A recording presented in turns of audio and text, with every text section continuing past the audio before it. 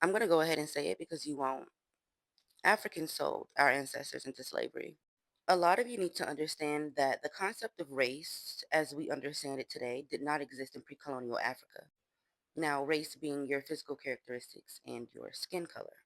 Now, in pre colonial Africa, your identity was rooted in your ethnicity, it was rooted in your regional affiliations, your language, your tribe, your kinship.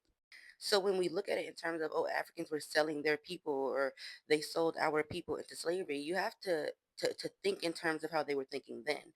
They were not selling their people.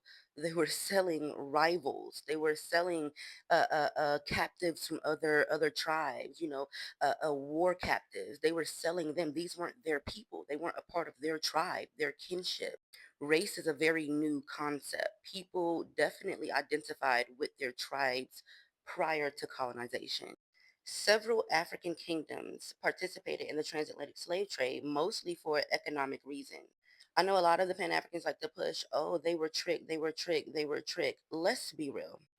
The kingdom of Dahomey was a significant supplier of slaves to the Europeans during the transatlantic slave trade, and they were receiving all types of shit from metal, from mirrors, from alcohol, from guns. You guys have to understand the more guns that they were receiving because they were giving more slaves to the Europeans means that they had more power, more control to capture more slaves and give to the Europeans.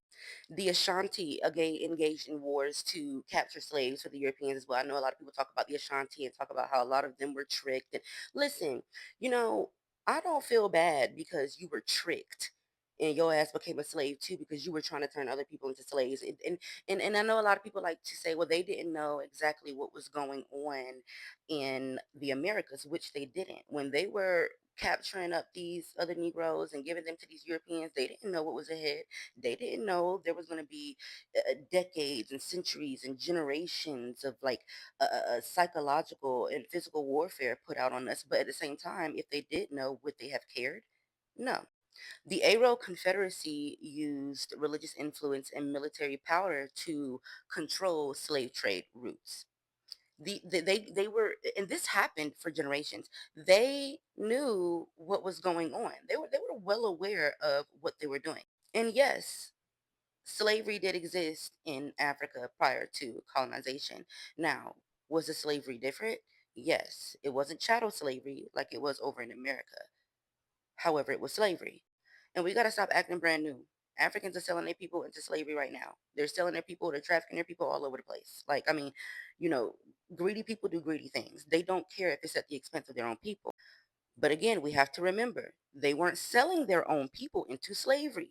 They were selling people of other tribes. The concept of race is new. And remember, this was done for economic and for political reasons. They wanted the power, they wanted the guns, they wanted the textiles, they wanted the things that they did not have access to. They wanted these things. I want the money, money and the cars, cars and the clothes. That's what they want. They wanted it. And they didn't care at what expense it came. So no, I'm not sitting here kumbaya and gonna sit here and pretend like, oh, Africans were tricked. They didn't know. So they knew they let me explain something to you. They might not have known to the extent, but they definitely had their hand in it. And they were wrong. And I feel like if y'all not gonna hold Africans today, the descendants, accountable for what their ancestors did, then y'all need to not be so quick to hold white people accountable because I'm gonna hold them both accountable.